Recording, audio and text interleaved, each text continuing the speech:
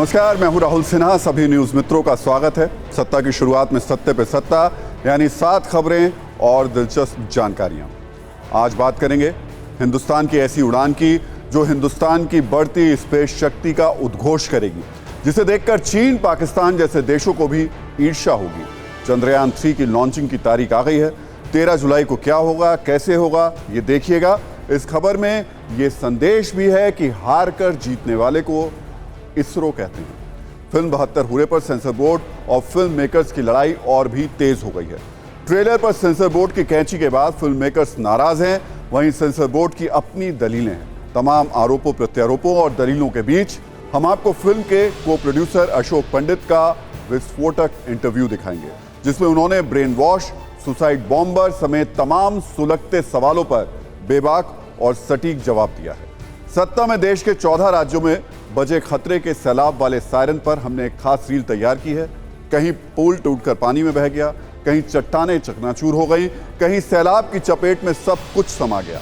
सैलाब का ये रौद्र रूप बेहद ही खौफनाक और खतरनाक है। सत्ता के न्यूज मित्रों को राहुल गांधी के मणिपुर दौरे का अपडेट भी देंगे।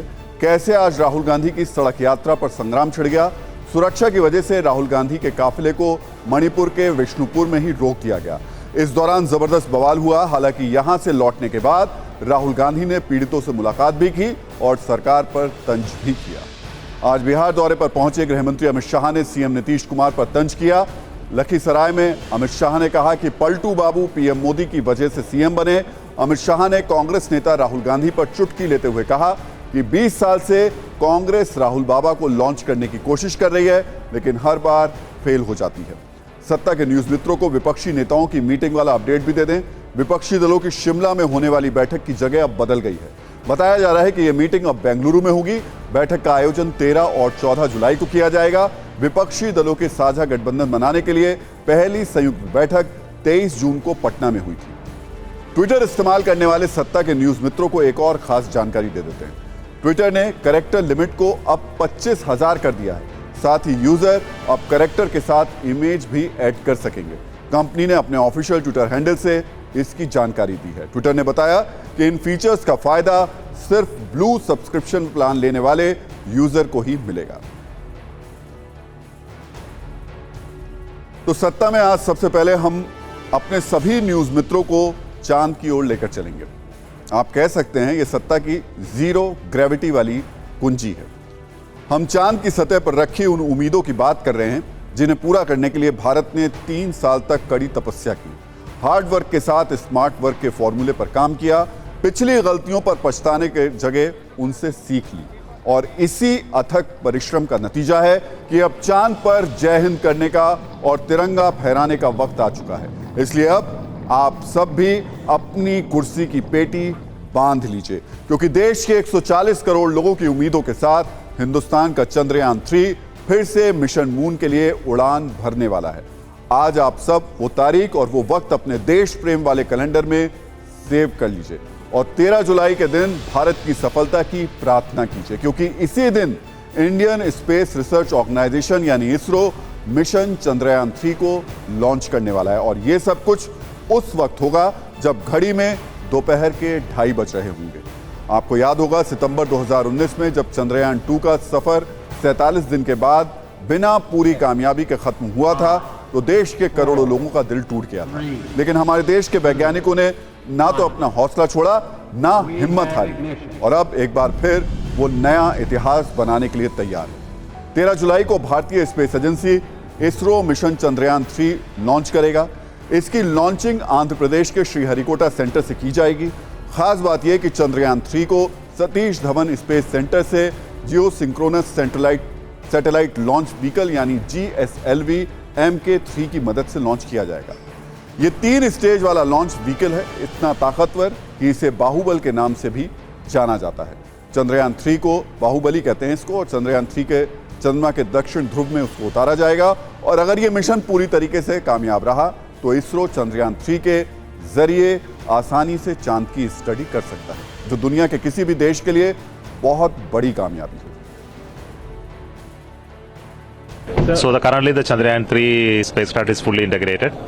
we have completed the testing and we are building the rocket now. The rocket assembly is going on. Another 2 days, the rocket assembly will be completed. Then we go through a rigorous testing program. Then we'll assemble the Chandrayaan 3 on the rocket and we'll go for the launch campaigns. तो हम आपको ये बताएं कि कैसे भारत ने अपनी पिछली गलतियों से सीख ली। उससे पहले सभी न्यूज मित्रों को चंद्रयान 2 का एक क्विक रिकैप दिखाना चाहेंगे, क्योंकि जैसे किसी वेब सीरीज के अगले पार्ट को समझने के लिए उसका पिछला एपिसोड जानना जरूरी होता है, ठीक वैसे ही चंद्रयान 3 के बारे में जानने से पहले चंद्रयान 2 के बारे में जान लेना जरूरी है, क्योंकि हिंदुस्तान के मिशन मून की कहानी जहां खत्म हुई थी फिर वहीं से शुरू हो रही है। चंद्रयान 2 मिशन को 22 जुलाई 2019 को लॉन्च किया गया था और करीब 1.5 महीने के सफर के बाद लैंडिंग का वक्त आया। पहले फेज में चंद्रयान 2 का विक्रम लैंडर 30 किलोमीटर की ऊंचाई से 7.4 किलोमीटर की ऊंचाई पर आया। लैंडिंग के दूसरे फेज में लैंडर 7.4 किलोमीटर की ऊंचाई से 5 किलोमीटर तक पहुंच गया। तीसरे फेज में विक्रम लैंडर 5 किलोमीटर की ऊंचाई से 2.9 किलोमीटर तक नीचे उतर चुका था। तब तक सब कुछ ठीक चल रहा था, लेकिन लैंडिंग के चौथे फेज में कुछ ऐसा हुआ जिसकी किसी ने उम्मीद नहीं की थी। चौथे फेज में विक्रम लैंडर को लैंडिंग के लिए जगह तलाशनी थी। चंद्रमा की सतह पर लैंडर को लैंडिंग में सिर्फ 69 सेकंड का वक्त बाकी रह गया था, लेकिन करीब 2 किलोमीटर पहले विक्रम लैंडर का संपर्क स्पेस एजेंसी इसरो से टूट गया। इसके कुछ देर बाद बताया गया कि इस मिशन की नाकामी की वजह चांद की सतह पर 500 मीटर की ऊंचाई से लैंडर की हार्ड लैंडिंग थी। इसलिए भारत के मिशन चंद्रयान को आप पूरी तरीके से नाकाम नहीं कह सकते हैं।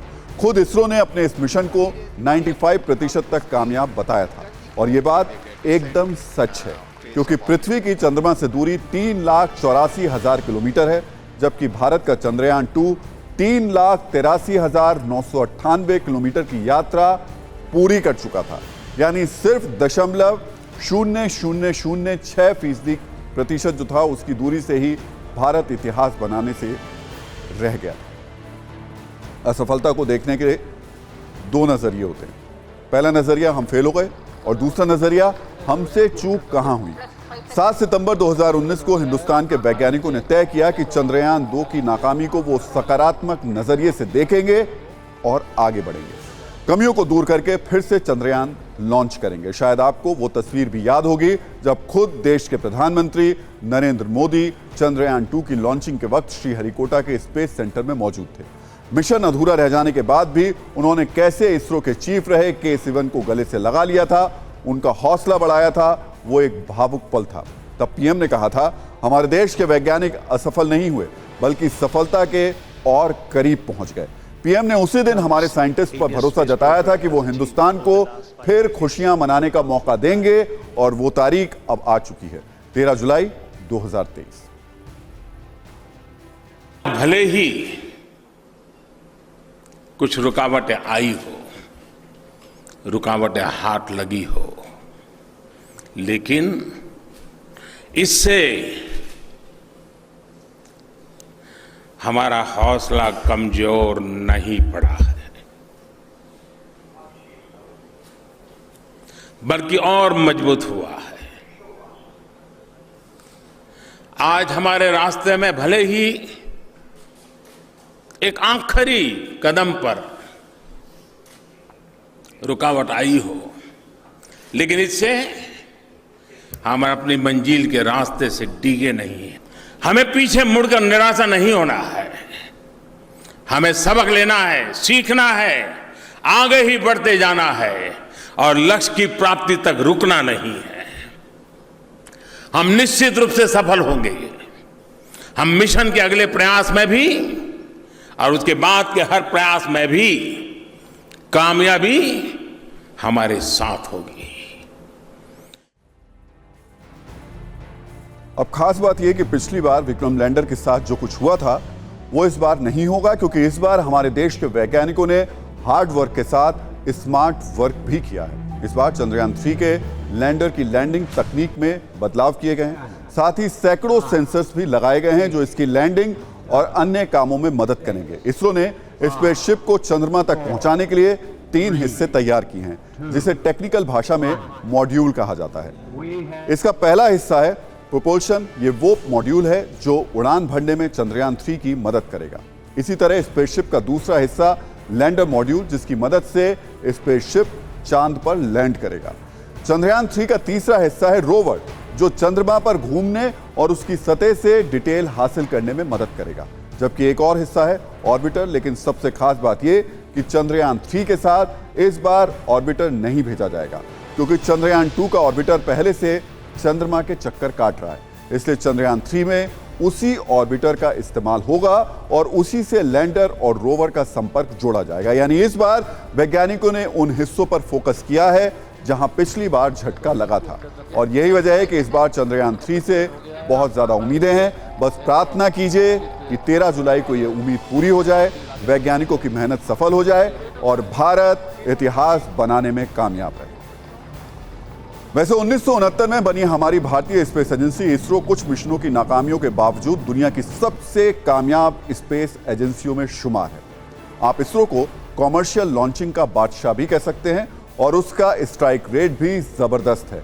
एक रिपोर्ट के मुताबिक अगस्त 2022 तक इसरो 84 स्पेस मिशन लॉन्च कर चुका है, और इनमें करीब 70 स्पेस मिशन सफल रहे। 5 में उसे आंशिक सफलता हाथ लगी है, जबकि सिर्फ 10 में ही उसे असफलता मिली है। यानी इस हिसाब से देखेंगे तो स्पेस मिशन में इसरो की सफलता का स्ट्राइक रेट 80% से भी ज्यादा है। इसरो की कामयाबी की सबसे खास बात यह कि आज तक उसके किसी स्पेस मिशन में कोई जान नहीं गई, जबकि सोवियत रूस और नासा दोनों को मिशन के दौरान इंसानों की जान गंवानी पड़ी है। अपने स्पेस मिशन के अलावा करीब 100 से अधिक विदेशी स्पेस मिशनों में इसरो शामिल रहा है।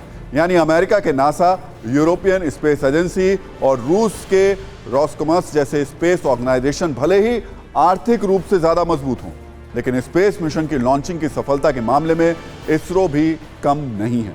अगर चंद्रयान 3 का लैंडर चांद पर उतरने में सफल हो जाता है तो भारत ऐसा करने वाला चौथा देश बन जाएगा।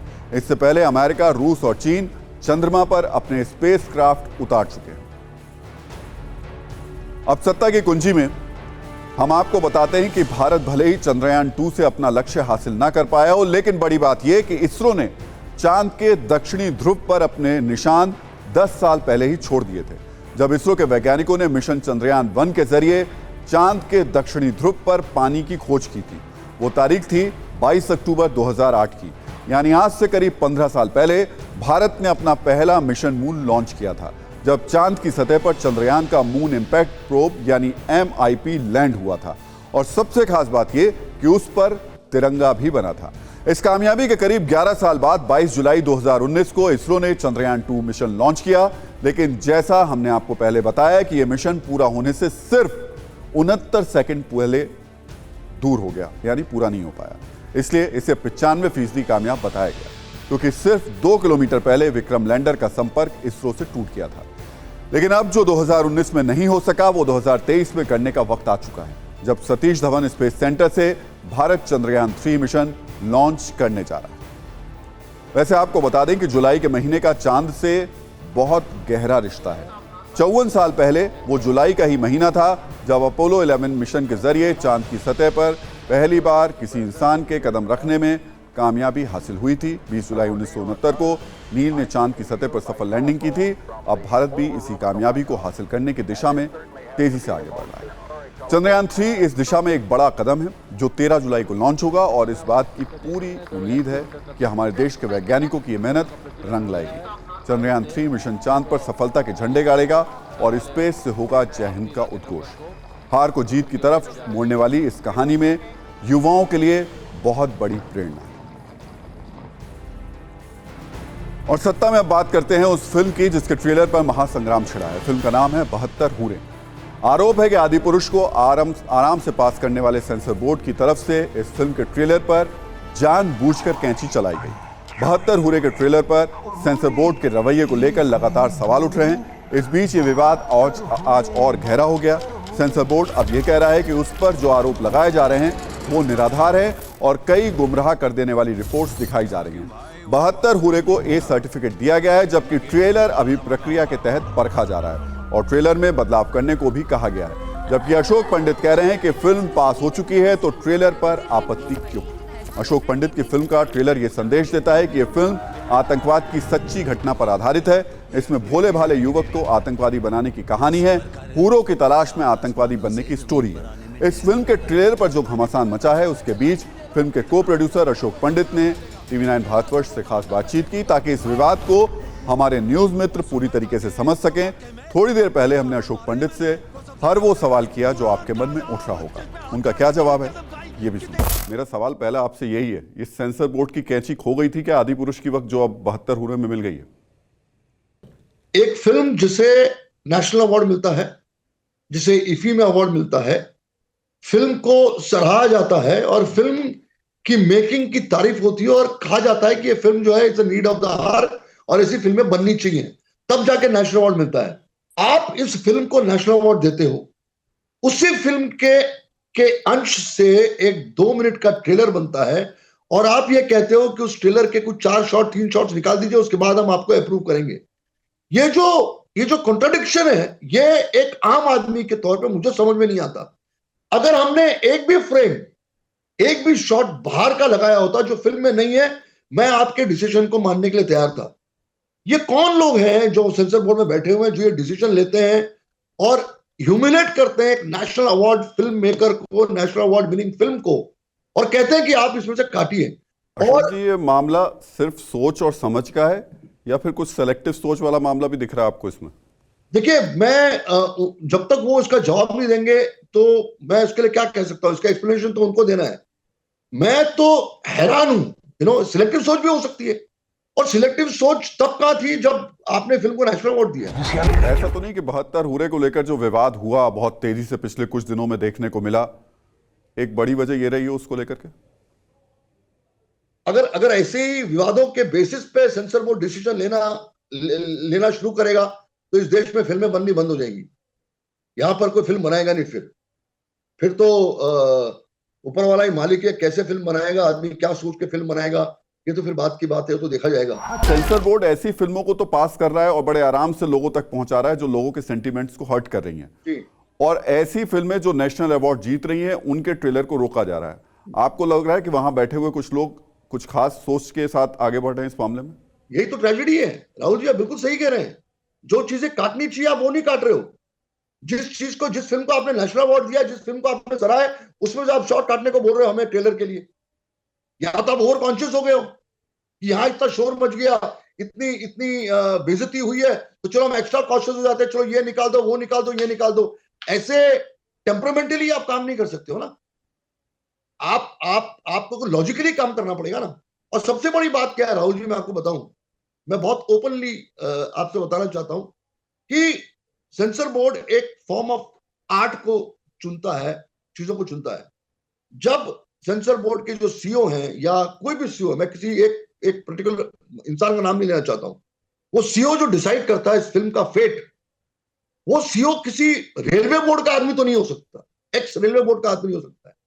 आईएएस वगैरह ब्यूरोक्रेसी वो सब समझ में आती है मेरे को बात। उस कुर्सी पे किसी क्रिएटिव आदमी को, किसी इंडस्ट्री के आदमी को बैठना बहुत जरूरी है राहुल। अशोक जी, क्या ये सिर्फ मुद्दा आपकी फिल्म, आपके जो टीम है उससे जुड़ा हुआ है या फिर इसका नाम 72 हूरे है, ये सब्जेक्ट है, इससे जुड़ा हुआ है? बहुत देर हो गई ना इनको ये सोचने में कि ये 72 हूरे जो टाइटल है ये सही नहीं है। ये तो बहुत समय तो जा चुका है ना।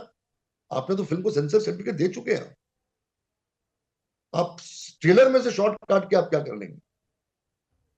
और ये ओवर रिएक्शन है। ये आप सही कह रहे हैं राहुल जी, ओवर रिएक्शन है। हम जानना चाहते हैं ये डिसीजन आपने क्यों लिया, और मुझे यकीन है कि आपके प्लेटफॉर्म के द्वारा, आपके चैनल के द्वारा जो मैं सवाल पूछ रहा हूं, इसका रिएक्शन प्रसून जोशी जी करेंगे, जो वहां के सीईओ हैं रविंद्र भाकर जी वो करेंगे, और जो टीम जिन्होंने हमको ये सजेस्ट किया है ये एक्सप्लेन तो करें ना हम लोगों को। और सत्ता में बात करते हैं बारिश और बाढ़ वाली बर्बादी की, जो हर साल एक मौसम की तरह आती है और सब कुछ डुबोकर चली जाती है। चंद घंटों के अंदर बड़े बड़े शहरों में व्यवस्था की पोल खुल जाती है। चाहे कोई भी शहर हो, शहर का बजट कितने भी करोड़ों का हो, बारिश और बाढ़ के आगे पूरा सिस्टम सिर पकड़कर बैठ जाता है।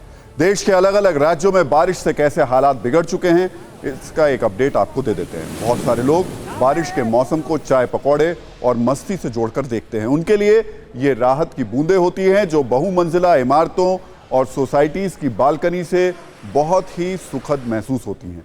लेकिन देश में लाखों ऐसे लोग हैं जिनके लिए ये मुसीबत की बारिश है। मौसम विभाग की ओर से देश के 14 राज्यों में भारी बारिश का अलर्ट जारी हो चुका है। इस अलर्ट के साथ ही महाराष्ट्र, गुजरात, मध्य प्रदेश, राजस्थान, पश्चिम बंगाल, असम के अलग अलग जिलों से जलमग्न शहरों, कस्बों और गांवों की तस्वीरें सामने आ रही हैं, जो हैरान और परेशान करने वाली हैं। शहरों के नाम भले ही अलग हों, लेकिन हालात लगभग एक जैसे हैं। जरा सी देर के लिए तेज बारिश हुई नहीं कि पूरा इलाका जलमग्न हो जाता है। ड्रेनेज सिस्टम कुछ ही मिनटों की बारिश में सरेंडर कर देता है, सिसकियां भरने लगता है। आपको देश में सैलाब से मचे हाहाकार की भयानक तस्वीरें भी दिखा देते हैं।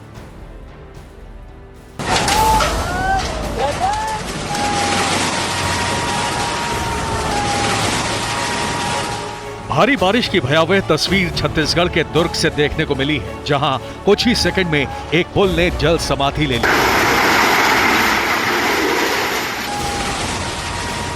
पानी की धार इतनी तेज थी कि 17 करोड़ की लागत से बन रहा निर्माणाधीन पुल देखते ही देखते पानी में समा गया।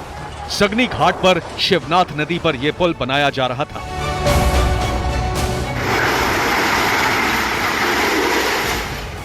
पुल निर्माण में घटिया सामग्री लगाने का आरोप लगाया जा रहा है। 4 साल से बन रहा यह पुल अभी 70% भी नहीं बन पाया था।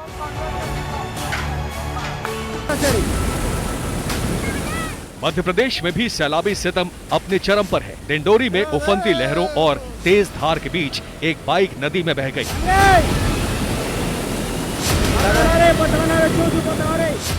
बाइक सवार ने मुश्किल से अपनी जान बचाई। अपनी जान बचाने के लिए कई सेकंड तक बाइक सवार लहरों से सामना करता रहा।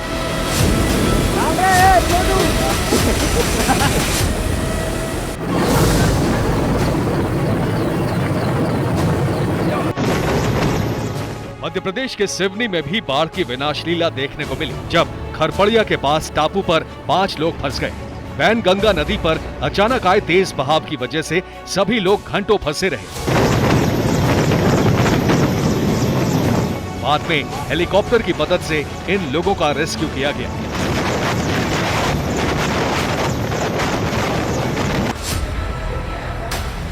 मध्य प्रदेश के शहडोल में बारिश का पानी बैंक के अंदर घुस गया। स्टेट बैंक ऑफ इंडिया की अमलाई शाखा के अंदर पानी घुसने से हड़कंप मच गया। इस वजह से काफी देर तक बैंक का कामकाज प्रभावित रहा।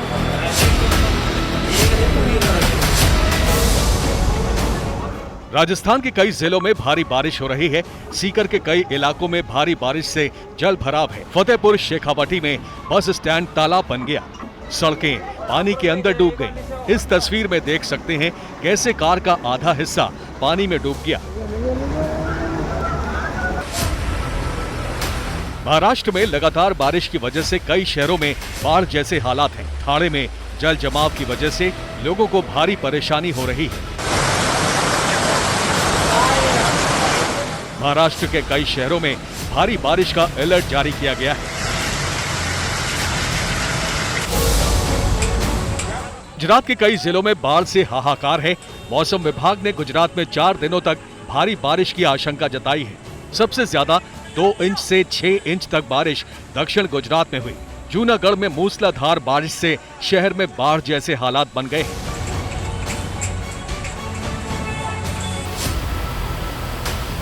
बारडोली शहर में जोरदार बारिश से कडोद को मांडवी से जोड़ने वाले हाईवे पर पानी भरने से आवागमन बाधित हो गया है। शहर में भी जगह जगह जल भराव है। बारडोली से कडोद मार्ग पर स्थित रायम बराल गांव की मुख्य सड़क डूबने से कई गांवों का बारडोली से संपर्क टूट गया है।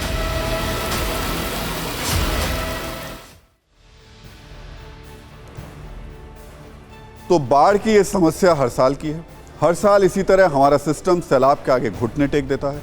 महानगर हो या देश के छोटे शहर, हर जगह हालात ऐसे ही रहते हैं। लेकिन एक तरफ हम चांद पर पहुंचने की कोशिश कर रहे हैं, दूसरी तरफ हालात ये हैं कि जमीन पर भी रहना मुश्किल हो जाता है।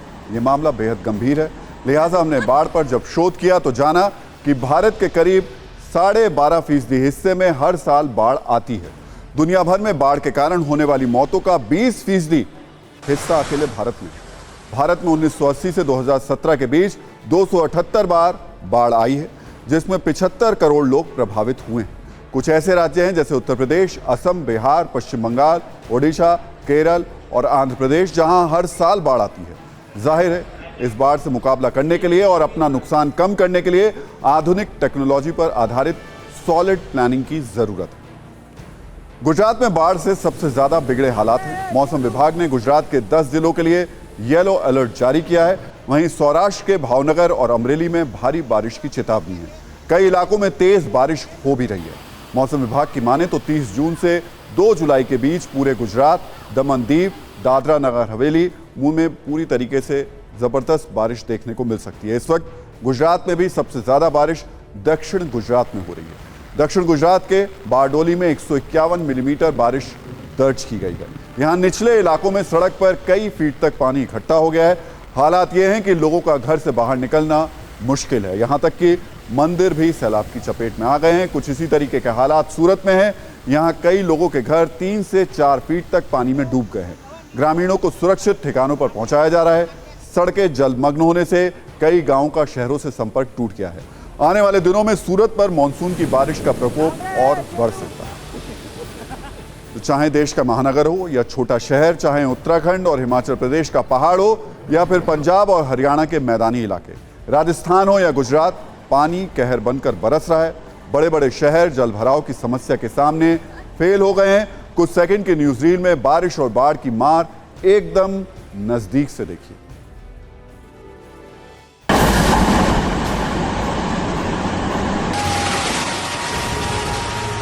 નવા નીરની આવક થતાની સાથે જ માછલી પકડવા પણ લાગ્યા છે।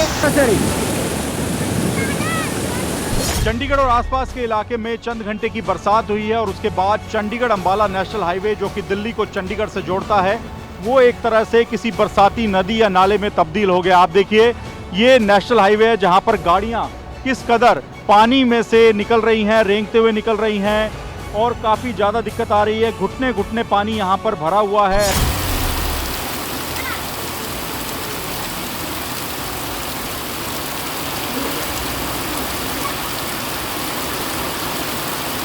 जल जमाव की वजह से लोगों को जाने में काफ़ी मशक्क़त करनी पड़ रही है। लोग बड़ी धीमी गति से इस जल जमाव से होकर गुजर रहे हैं।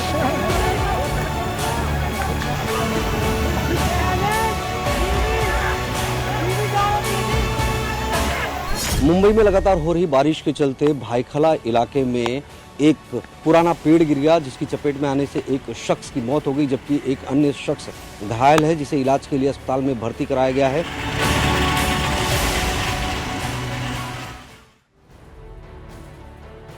तो देश में जब भी बारिश का जिक्र होता है तो हर साल मुंबई की तस्वीरें जरूर आपकी आंखों के सामने आती होंगी। ऐसा लगता है जैसे मायानगरी मुंबई की किस्मत में सैलाब वाला ग्रहण लिखा हुआ है। हर साल की तरह इस बार भी मुंबई पानी पानी हो चुकी है। मुंबई में अंधेरी, कांदिवली, बोरीवली और दहिसर में घंटों तक बारिश हुई। मौसम विभाग ने मुंबई में आज येलो अलर्ट रखा है, जबकि मुंबई से सटे ठाणे और पालघर जिले में ऑरेंज अलर्ट जारी किया गया। यानी मुंबई पर अगले कुछ घंटे भारी हैं। बारिश की वजह से देश की आर्थिक राजधानी मुंबई को भारी आर्थिक नुकसान भी होता है। दरअसल मानसून के दौरान आई बाढ़ के कारण मुंबई को एक दशक में हुए नुकसान की स्टडी करने के लिए अमेरिका की एक टॉप एजेंसी USTDA और KPMG को हायर किया गया था। इन एजेंसियों ने 2005 से 2015 के बीच बाढ़ से हुए नुकसान को लेकर रिपोर्ट जारी की। इस रिपोर्ट के आंकड़े के मुताबिक साल 2005 से 2015 के बीच बाढ़ से मुंबई को करीब 14,000 करोड़ रुपए का नुकसान हुआ। 2015 से अब तक ये ट्रेंड कम नहीं हुआ है। अब फिर से एक नई स्टडी की जाए तो मुंबई की कड़वी हकीकत फिर से सामने आ जाएगी। असम की बात करें तो हर साल की तरह इस बार भी यहां सैलाब अपने रौद्र रूप में है। असम के 12 जिले बाढ़ की चपेट में हैं। बाढ़ की वजह से यहां 82,000 से ज्यादा लोग प्रभावित हैं। सिर्फ असम के बारपेट जिले में 67,000 से ज्यादा लोग प्रभावित हैं। दरिया बन चुके असम के दर्द की ये कहानी अब आम बात हो चुकी है। आपको बता दें, हर साल असम में बाढ़ के 3 से 4 दौर सामने आते हैं जो राज्य के पूरे जमीनी इलाके के 39.5% हिस्से यानी करीब 31 लाख हेक्टेयर को प्रभावित करते हैं। एक रिपोर्ट के मुताबिक ये प्रभावित हिस्सा देश में बाढ़ के जोखिम वाले कुल इलाके का करीब 10% है। दावा यह भी है कि हर साल असम में बाढ़ से 200 करोड़ रुपए से भी ज्यादा का नुकसान हो जाता है। इसकी वजह है ब्रह्मपुत्र नदी और भारी बारिश। और सत्ता में अब बात सियासत की करते हैं। कांग्रेस नेता राहुल गांधी के मणिपुर दौरे पर दंगल छिड़ा हुआ है। आज राहुल गांधी का मोइरांग जाने का कार्यक्रम था, लेकिन विष्णुपुर में सिक्योरिटी चेकपोस्ट पर पुलिस ने उनके काफिले को रोक लिया। राहुल गांधी को हवाई मार्ग से जाने के लिए कहा गया, लेकिन राहुल गांधी सड़क मार्ग से ही जाना चाहते थे। इस दौरान कांग्रेस के समर्थकों ने हंगामा भी किया। बवाल इतना बढ़ गया कि पुलिस को आंसू गैस के गोले दागने पड़े, जिसके बाद राहुल गांधी का काफिला इंफाल की तरफ वापस लौट गया। हालांकि वो चोट चांदपुरा में हिंसा प्रभावित लोगों से मिले। विष्णुपुर के एसपी ने राहुल गांधी की सुरक्षा को लेकर आगाह करते हुए कहा कि जमीनी स्थिति को देखते हुए राहुल गांधी को आगे बढ़ने से रोका गया है। राहुल गांधी के इस दौरे पर किस तरह जबरदस्त राजनीतिक दंगल देखने को मिला, इसे कुछ सेकंड की न्यूज रीड में देखिए।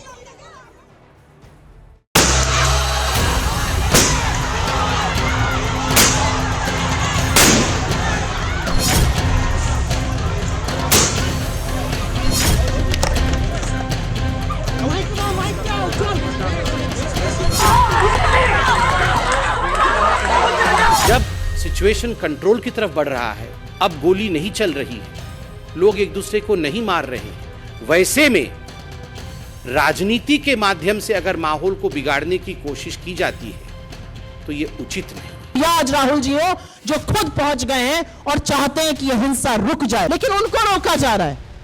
रोकना हिंसा को है, बचाना लोगों को है, रोका राहुल गांधी को जा रहा है। और ये पहला वाक्य नहीं है।